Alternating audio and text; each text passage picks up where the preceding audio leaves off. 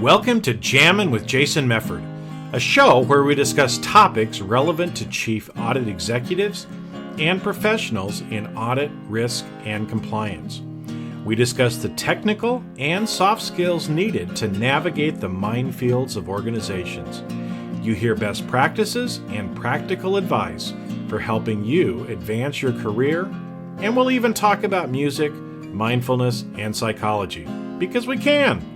So sit back and relax while you listen to the #1 podcast in the world for internal auditors, unscripted and unedited. Well, welcome back, my friends, to another episode of Jammin' with Jason.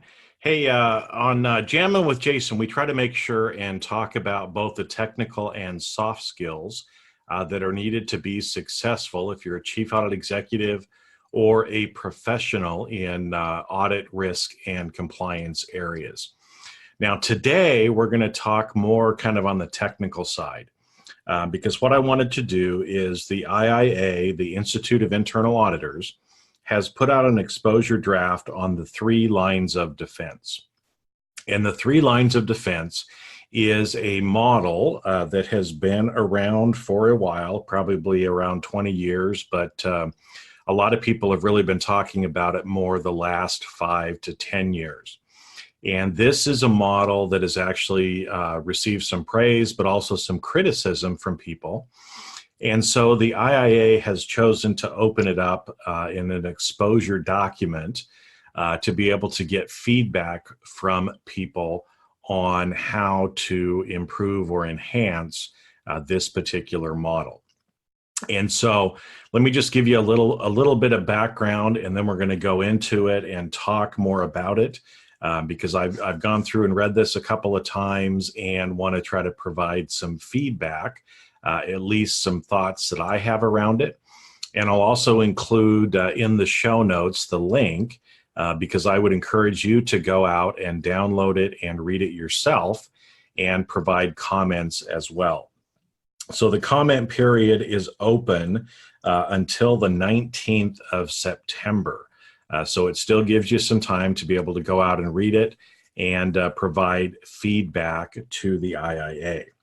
Now, I see this as a big opportunity for us as a profession to be able to make some changes that are lasting and allow us to work better with others in the organization. So I see this as a big opportunity for us to make some changes that will help us, like I said, to be able to work better with others in the organization and without the organization as well. Now, just to give you a little bit of a background or context as to what we're actually talking about. So the 3 lines of defense model, as I said, has been around for a little while. There's a graphic that many of you have seen as well, where it really kind of talks about the first line of defense is really kind of the local manager, the person who's putting in the different management controls and internal control measures. They're the ones that are responsible for the day-to-day activities. Then there's a second line of defense, and these are usually subject matter expert groups. And so the examples that are given are people like, financial controls, security, risk management, compliance, some of those functions that are actually helping to provide insight and guidance to the first line of defense on how to manage some of these risks and compliance issues that are out there. Then there's the third line of defense, which in the model is listed as being internal audit. Now, those 3 lines of defense, they all report to senior management, but the internal audit function also usually reports to the governing body, which could be the audit committee or board of directors, whatever is relevant for your particular organization. Now, in that, there's also 2 other roles that are kind of added in the model, which is external auditors and the regulators. And so, like I said, that's kind of the way that the model has been done now. And a lot of organizations have been including or kind of following this methodology. And again, just kind of as a context or background, let me just kind of explain some of the ways, at least the way I kind of view that it's supposed to be done versus the way that I've seen it actually implemented in a lot of organizations. And the reason for that is because I think a lot of people have been misapplying the model. And as a result of that has actually caused more trouble in the organization. In fact, I think this is one of the areas where internal audit as a profession has been doing itself a disservice because if you misapply this or are talking about this kind of in the wrong way, it ends up aggravating other people in the organization and actually almost isolates internal audit into being this separate group that nobody really wants to deal with. Now, let me give you a little context about my background and kind of why I'm coming at this with maybe a little different lens than other people who might that have spent their whole career in internal audit.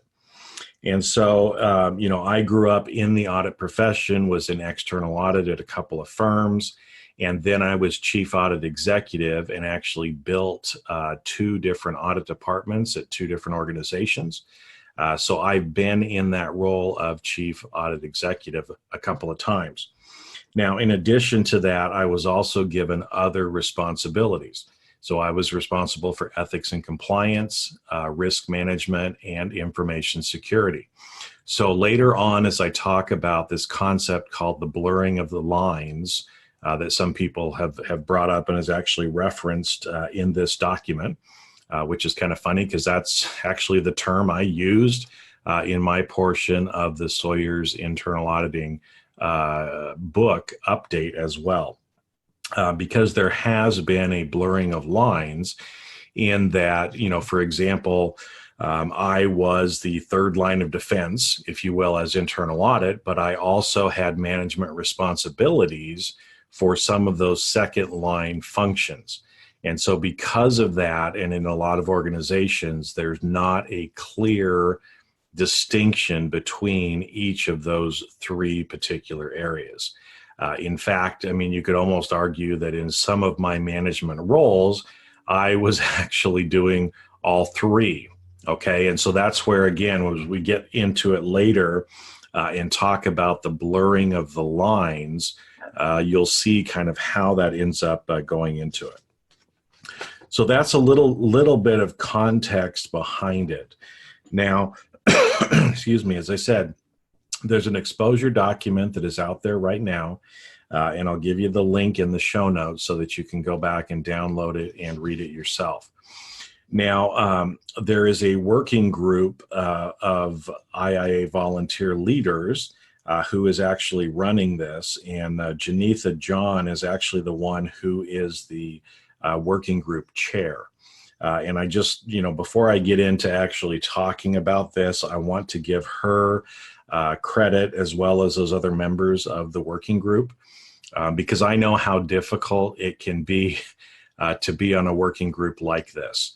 And again, kind of from a context perspective for everybody who's listening, this group of volunteers has a tough job because what they have to do is take the comments from people, some of which will be way out in left field, others will be on more directed exactly about what it is that's going on. But then they have the task of actually taking all of our feedback and trying to come up with some sort of a model that works for organizations across the world. And that is one of the big challenges that IIA has, is because not every internal audit department and not every organization around the world does internal auditing the same way. They don't necessarily have the same governance structures, and so they have to come up with something that is applicable or that works for most of the places in the world. And so I know sometimes, as a result of that, whenever you do this, there have to be compromises that are made. to try to come up with something that is, again, like I said, the best thing for the most people. So like I said, I want to give a shout out to them and encourage them and let them know that, I realize this is a tough job. I was in your position before in several different committees that I served on before. So I know the time and effort that goes into this as well.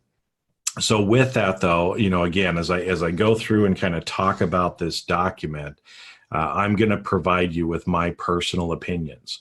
And so, again, know that, just because I think this way doesn't mean this is how it's going to end up being, because you have to take into account lots of people's response to this.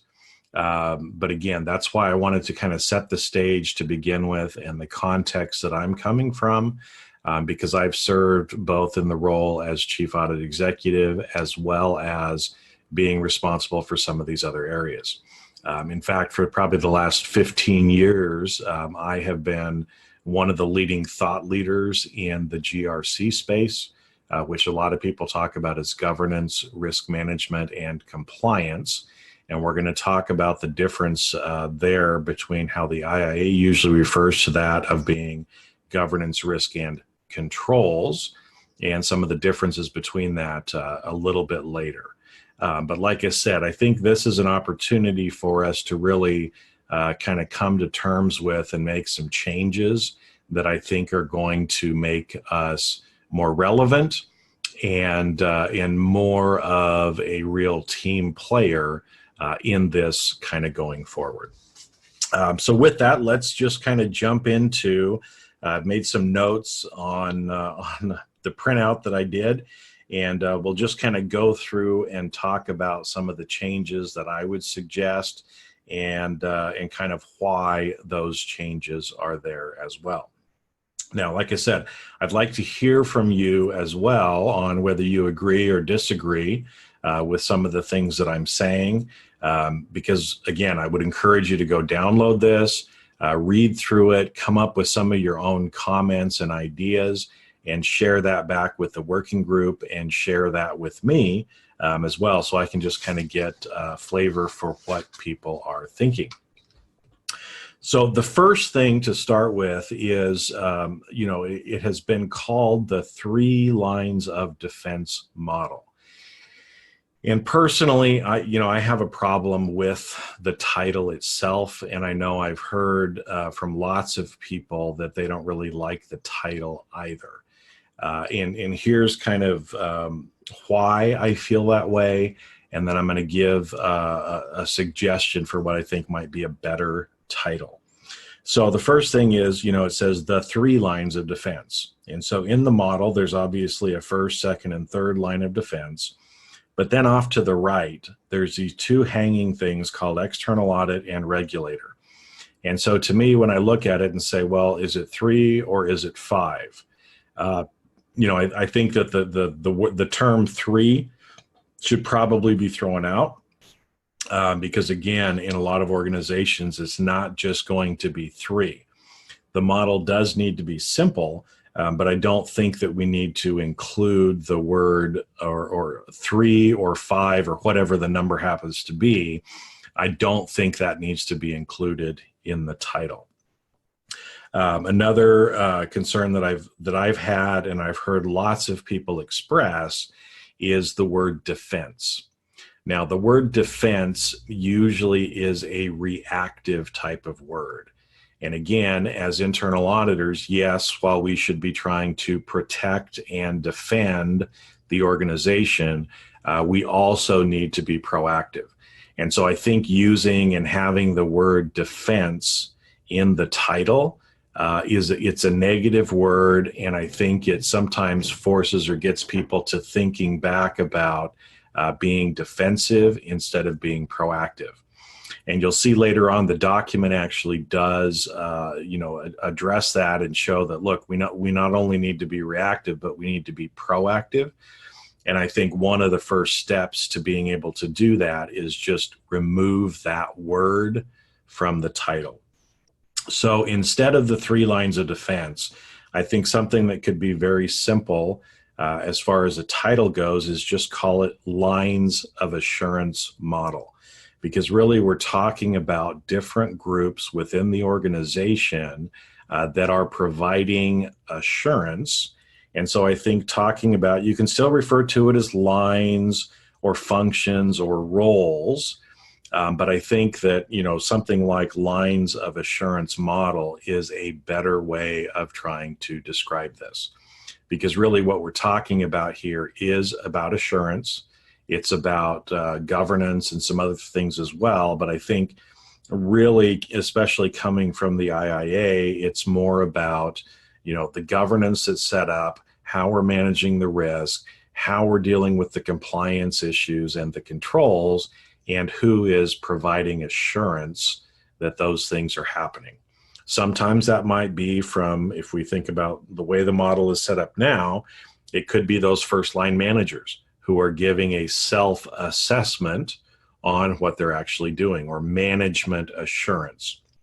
It could be somebody from the second line who is auditing the first line. Like if a compliance function, is auditing the first line manager, they're providing assurance that that other group is doing what they say that they're doing. Or if the third line of defense is internal audit is doing that, they can also then provide assurance on the second or first line of defense. So I think for me, that is a little easier way of trying to describe it, something like lines of assurance model. Now, with that too, because I want to bring up, because I have a lot of interaction with the second line of defense functions in my coaching and training that I've been doing for years. And one of the biggest complaints that I get from these other groups about internal audit is the fact that internal audit does not trust the work they're doing. And so again, the way that I understand and kind of apply the model now is the third line of defense would be auditing the second line. The second line would be auditing the first line. But what ends up happening a lot of times is internal audit just jumps completely over the second line and goes right to the first line. And so they're auditing those front level managers multiple times. It's being done by another group. It's also being done by internal audit. It is much better to make sure that the assurance activities of the second line are working properly, and then just rely on the work that they happen to be doing at the front line. And I think because the whole idea for me behind this model, whatever we're going to call it, however it's going to end up, is that we are coordinating the assurance activities in the organization. We don't need 5 people auditing the same thing. We need to coordinate amongst those 5 groups and figure out who's going to audit what. And then we need to share with each other the results of our assurance work. And I think that is a much, much better use of the resources of the organization, as well as being able to, coordinate and actually work better with some of these other teams. Now, this is where I'm gonna throw in something here that might piss some of you off, okay? And that is that I have seen a lot of internal auditor groups believe they are the only one who can provide assurance. Now, that is not true.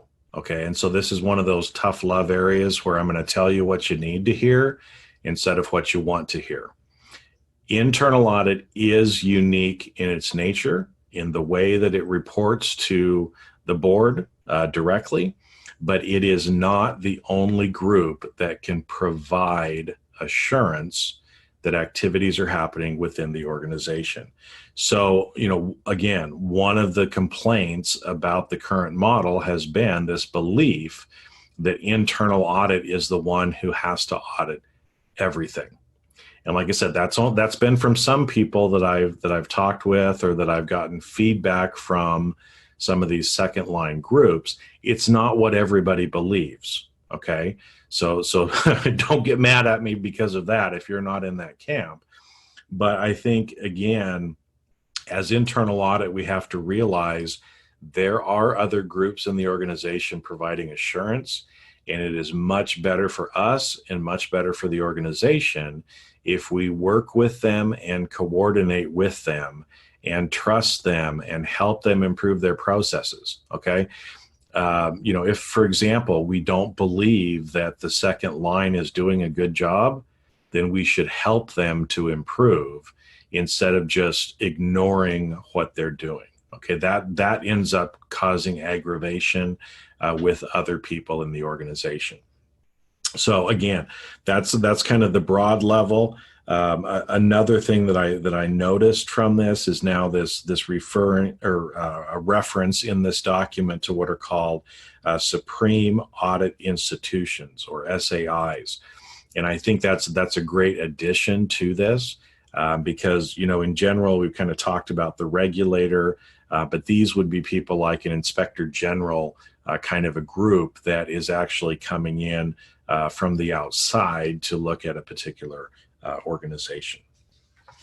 So as we move on in the document, there's a couple of parts here where there's a page that kind of goes through the strengths of the current 3 lines of defense model, but then provides opportunities for development as well.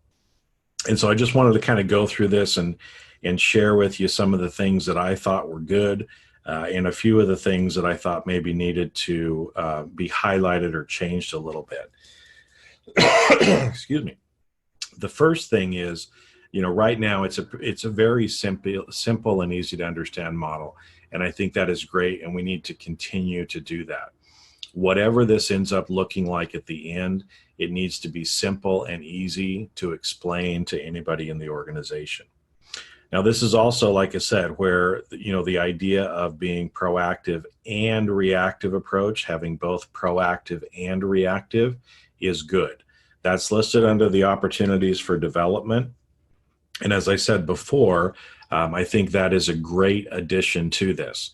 As auditors, often we are very reactive, and we need to start thinking more proactively. Now, there's also a reference under the opportunities for development about more coordination and collaboration. And again, I believe that is important. And to me, that is one of the biggest benefits of this particular model. Whatever it ends up being is that we need to coordinate and collaborate on the assurance activities within the organization. Now, we also need to be flexible. There's reference to that in the opportunities for development. I agree with that as well. It needs to be flexible because every organization is not going to be the same. Now, in that, though, they say flexible and agile adoption of the model. I don't like the word agile there because I think it confuses with the concept of agile from a project management perspective. I think it also confuses with what a lot of people are talking about now, which is agile auditing, which is actually taking those concepts from an agile project management standpoint and applying them to audit. I do believe we need to be agile. I don't think we should use the word agile because I think it's going to confuse people. Now, one of the things that under the areas or opportunities for development is, it says to expand this description. Okay, so let me go back. Currently, under the strengths, one of the things is allows for a ready explanation of the role internal audit as the 3rd line of defense. Okay, that's a duh sort of thing from the model, right? I mean, 3rd line of defense, right underneath it says internal audit. So it shows where internal audit fits in there, but then the opportunity says to expand this description to embrace the role of internal audit as a strategic partner and trusted advisor. Now, I agree that internal audit should be more of a strategic partner and should be viewed as a trusted advisor. But here's what I'm going to tell you, and this is where I disagree with this. Being a trusted advisor and a strategic partner has nothing to do with this model, okay? you will not be seen as a trusted advisor just because you hand this model over to somebody and say, look, everybody, internal audit is a trusted advisor and strategic partner, and that's who we need to be. Nobody's going to believe that just because you hand them a report that says, look, internal audit is this because we have this in our mission statement and blah, blah, blah, blah, blah, blah, blah, blah, blah. Okay? That's not how you get to strategic partner and trusted advisor status. There's other things that you have to do, and it relates to both your technical expertise and experience, but also into your impact and influence that you have in the organization. So this particular model, 3 lines of defense, whatever we're going to call it, that is not going to help you get to trusted advisor status. That is going to be dependent on what you're actually doing separately from your experience and expertise, as well as your influence and insight that you're actually being able to provide to the organization. Now, this idea of blurring of the lines comes up again, right? Under the opportunities is that we have to somehow account for and explain what this blurring of the lines means. And as I said before, that was a term that I used in my portion of the Sawyer's book because I believe that there is a blurring of the lines. And because of that, it's causing some confusion. Is a lot of times when people get this model, they think, I have to do it this way in my organization. And that is not what it stands for. This is not a standard. This is not something you must do. It's a way of helping to explain how organizations usually deal with this. And as I said before, I was personally one of those people that had the lines blurred because not only was I the chief audit executive, but I was the chief compliance officer. I was the chief risk officer. So that meant I had more than one role.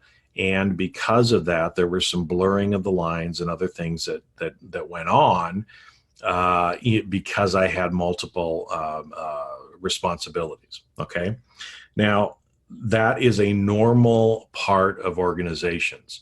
And if you will look, it's my opinion and the opinion of a lot of people that I've talked to. It's better for us to be a team player and to help the organization out than to try to stand alone and say, nope, I can only be the chief audit executive. That's all I can do. I can't help you with compliance. I can't help you with risk. I can't help you with whatever, insert in there. It's better to actually be a team player and be there and do and help the organization. Now, later on, we'll talk about, obviously, there's some safeguards and other things that you need to put in place if you are handling multiple management roles, but we'll talk about that in a little bit. But before we move on, I wanted to talk a little bit about the concept of GRC. Okay. Now, in organizations, there are different functions or roles. You can call them whatever you want to call them, functions or roles, and I'll kind of get in and explain a little bit more about what those happen to be. But from the whole idea around GRC, and this is what everyone outside of internal audit believes. GRC stands for governance, risk management, and compliance. Those are 3 separate functions or roles within the organization that are kind of distinct. There is some blurring of the lines between it, and I'll get in and talk about later what those different roles happen to be. Now, the problem is, at least in my opinion, the IIA continues to use governance, risk, and controls to mean GRC.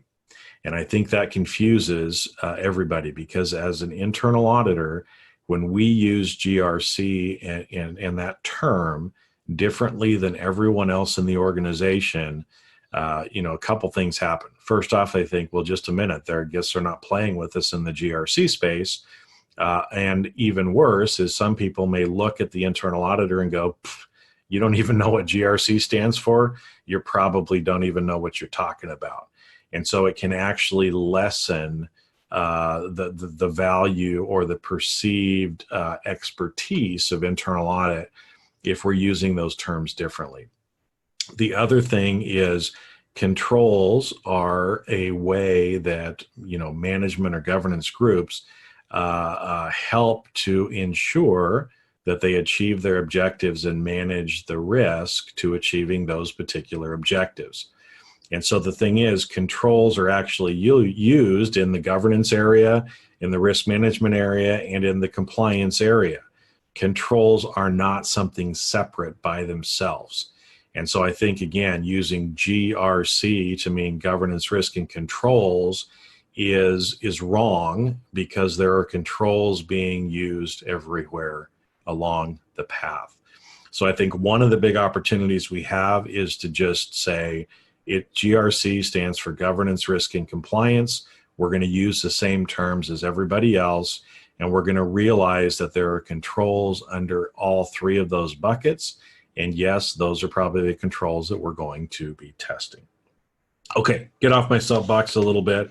But like I said, I think that's an important thing and an opportunity for us in this process to actually change that term in the way that we use it in internal audit. Now, let me get in and talk about these different roles. Because again, as we go through this, through the exposure document, next it kind of talks about what governance is. And again, this is where I believe that usually as auditors, we talk about governance in a little bit different way than some other people do in the organization. And I'm not convinced that the way we talk about it is the right way. And so let me explain, at least for me, the easiest way to try to explain governance. Most of the time when people think of governance, they think of the board of directors or the audit committee. That is a governance role. But there are also other governance roles within an organization. It's not just the board of directors. And so the easiest way to describe governance is the governance group is external to the group that they are directing or controlling. And so that's why, again, the board of directors is separate or external from management. That's why they are governing what management is doing. But there are other governance roles even within the organization. And so as an example, right, there is usually a group in organizations called something like the IT steering committee. And this group is made up usually of managers who IT is their customer, right? Okay. And so IT has a governance group made up of managers that are outside of IT to direct and control how the IT resources are used. So an IT steering committee is also a form of governance because they are outside of the day-to-day activities being done by IT. Okay. And so I think that makes a big difference in the way that we look at this. Because again, as I go through and read how we've kind of described in this document what governance is, I think there's a big crossover between what governance is and what management is. And I'll give you an example. So underneath here, we've got some things like policy setting and testing. Now that's listed as a governance role. I don't think that's a governance role. Okay, maybe some high-level policy setting for the whole organization could be a governance role, but testing, definitely not a governance role. That's an assurance role. Monitoring and reporting. While yes, there are some monitoring and reporting things that governance does, that is usually seen more as a management activity. Segregation of responsibilities, processes to deal with change. Okay, I don't think the board of directors is set up to do change management processes. I don't think that's truly a governance role. I think that is a management role. And so, like I said, I think we would do ourselves better to try to think about governance more as externally directing And management, which is the other role that I wanted to kind of talk about that is kind of missed in this, is management is really kind of responsible more for the day-to-day activities. Okay, so governing body, we're externally directing or controlling somebody who's doing the day-to-day activities. Examples of that could be board of directors or the IT steering committee. Now, when they talk about management in here again, like I said, it is internally directing. So those are the day-to-day activities. The governance group says, we want this to happen. These are the rules of engagement. These are the things that we want done. But now you go and figure out and put in place the day-to-day processes to be able to actually do what we like you to do. And so in here, there's some good language that I'm going to read for you that's from the exposure document. And I think it's just important for us to actually remember it. Management owns the risk. Okay, and again, I think sometimes internal auditors think that they're responsible for identifying and assessing the risk. That is a management responsibility. So management owns risk and is responsible for designing and implementing controls and managing the uncertainty associated with the strategy execution within agreed variations in performance. And those agreed variations come from the governance group. And while this cannot be guaranteed with perfect precision, management is expected to take steps necessary to have the greatest chance of success. That's really what management is trying to do, okay? Now, the other role that kind of comes along in there is audit, right? And somebody providing assurance that management is doing what the governance or the governing group is asking them to do. And so that's really kind of the three main roles within an organization. And again, to kind of come back to this whole idea of GRC, right, that controls are used by the governance group, they're used by the management group, they're used by the assurance group. And let's kind of talk about the difference between compliance and controls. So compliance is a function where we are trying to ensure that we are compliant with either internal or external requirements. So difference between the two. An external requirement may be something like a law that we are forced to kind of comply with. It could also be voluntary external compliance. So as an example, if your organization decides to follow an ISO standard, they're not required by law to do that, but they voluntarily choose to do that.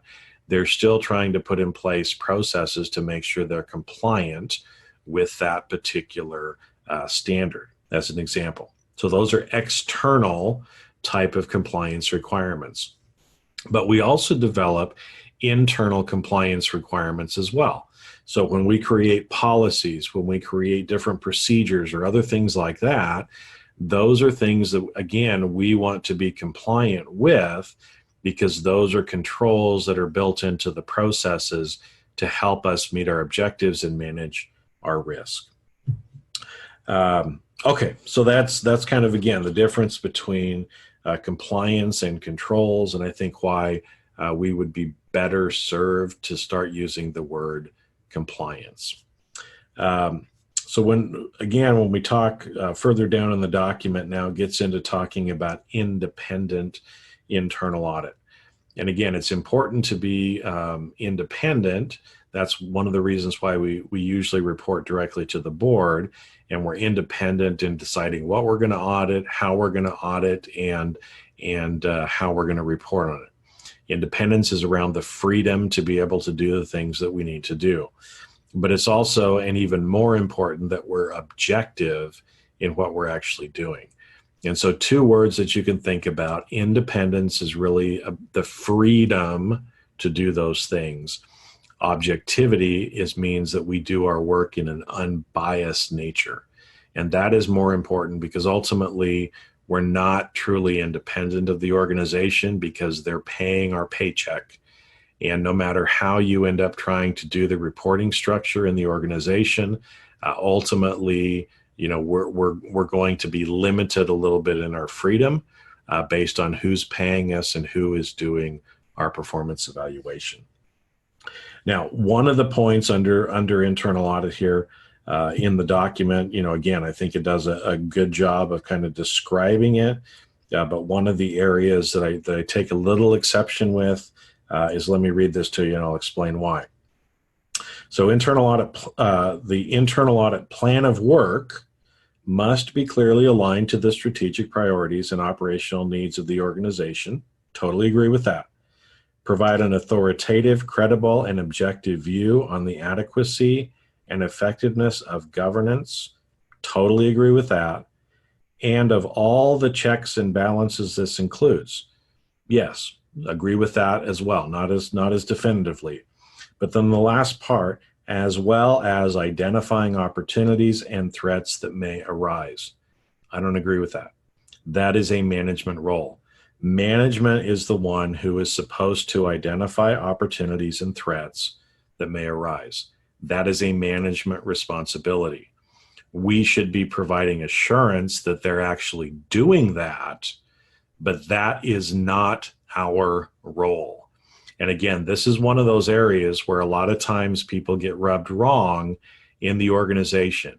If you as an internal auditor go to a C-level executive and tell them what their opportunities and threats are, they're not going to want to listen to you.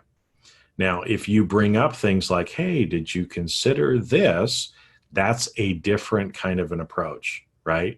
Is that as you're talking to them, as you're going through this, you want to make sure that they have thought about the opportunities and threats and that they have done things that they need to either take advantage of those opportunities or to try to manage or mitigate those threats. But that is not internal audit's role. That is a management role. So like I said, I take a little exception with that. All right, so as we keep on moving down here, the next area kind of talks about this contribution to organizational success or other bodies. And so here they're starting to kind of talk about these external bodies, which a lot of people refer to or use the word stakeholder. And a stakeholder is somebody that can be affected or can affect the organization. And so there's lots of different groups that are out there. But under this section of the other bodies, there's the talk about external auditors and the supreme audit institutions, which I believe those are stakeholders. There's also the talk about regulators, which I agree with as well, that those are stakeholders.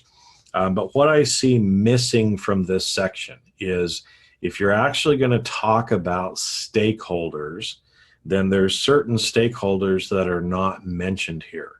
And so those would be, like the community, the employees that you have, your unions, other people like that as well. So if we're going to refer to or think about stakeholders in general, then we need to add discussions about some of those other stakeholders.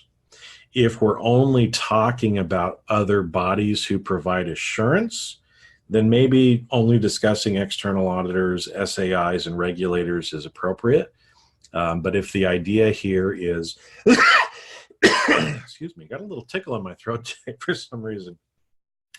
If the idea is broader than just who else provides assurance, then I think that we probably need to be discussing and talking about some of those other stakeholders as well. Now, as we kind of get towards the end here, we've talked about this coordinated approach, and I've referred to that before. That I think, again, the real value in this model is helping to develop a more coordinated and collaborative approach to assurance in general. And as I mentioned before, we've got to stop thinking that we're the one that has to do all the assurance work. There's other groups in the organization that are already doing assurance work and that will continue to do assurance work. We just need to do a better job of working with and coordinating and collaborating with them. Now, kind of at the end, there's a part in here about scalability and about the blurring of the lines. And we've talked a little bit about that to begin with, the fact that Every organization is not going to be at the same maturity level. Their organizational structure is going to be different. And so we just need to recognize that that is a fact of life. And so somehow in the model, we have to say, even though this is kind of the ideal or theoretical thing to do, how do you deal with some of these things where it doesn't fit into that nice box or picture like the model actually has? And like I said, from my own career, I have seen that in my own career, right? So we started talking about, hey, we need to do compliance better. We need to take a better approach towards compliance. And the CEO said, great, Jason, now you're our chief compliance officer as well, because you're right, we need to do that. We're not going to hire somebody else. We're not going to hire a whole new team to do that, but that's going to be one of your responsibilities now. The same thing came up when we started talking about enterprise risk management. Again, Jason, you're going to do that for us. You're going to be the point person because we're not going to hire somebody else. Now, we were a big company, but we were a privately held company and chose that, again, between management and the board, they decided these are important functions, but we're not going to hire someone else separately for that. And so my organization didn't fit neatly under this model, but we were still helping the organization, okay? Now, whenever this happens, and there's a point in here that is very valid that I agree with on safeguards must be considered. So, for example, I knew since I was responsible for ethics and compliance, that was not an area that we should audit because I also had management responsibility for that. The board knew that. They knew I wasn't going to audit it. They were okay with it. If they felt like they needed to have an audit of ethics and compliance, then when we discussed this, they would bring in someone from the outside to audit that area. But that would not be in the scope of the areas that I was going to audit. The same thing was true for our enterprise risk management. Because I was primarily responsible for that, they were more comfortable that I was actually doing something with it than to not have anybody there. And so again, if they decided in the future that they wanted some assurance that we were doing ERM the way that they would like it to be done, then we would have brought someone else in from the outside to be able to take a look at that. But again, those safeguards do need to be in place. And in fact, I'll just give you a kind of a sample of one of the things that I did was I had 3 separate teams. Okay, I had an audit team, I had an ethics and compliance group, and I had a risk management group. They were all separate. Now, sometimes they would work together, but for the most part, they were completely separate. So that way, if someone from the risk management team showed up in part of the organization, they knew that person was there to help them manage risk. If the ethics and compliance people showed up, they knew that they were there to do something about ethics and compliance. If the internal audit group showed up, they knew that they were being audited, okay, or that we were doing some consulting work with them. So you do need to have those safeguards and kind of separate those functions out to be able to help make that distinction easier. Because I didn't want the audit client wondering, Jason's showing up. Is he gonna audit me? Is he gonna do something about compliance, or is he gonna do something about risk management? And so having 3 separate teams, I think, is one of the ways to help reduce some of that blurring. Again, when internal audit is providing these non-assurance services, the CAE does need to consult with the governing board and assess if there's conflicts and how you're actually going to work around that.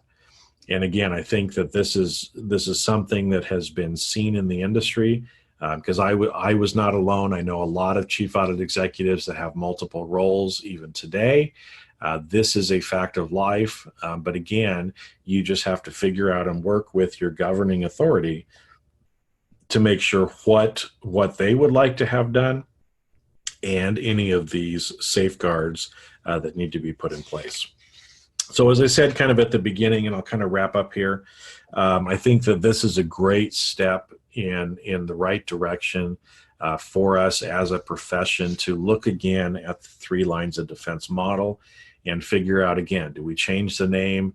how do we continue to make it simple, but actually deal with some of these real things that people are actually dealing with?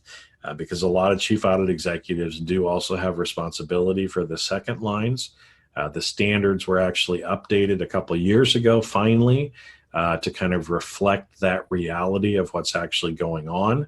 But as I said to begin with, I think that, even though I've gone through and kind of given my thoughts on what I think should be updated or kind of provide my opinion, I would encourage you to go out and download this, and also, get active on social media. Send me messages. If you know people on the working group, reach out to them. Make sure that you're actually putting in your suggestions during this open period, because again, we have until September 19th to be able to put in comments on that.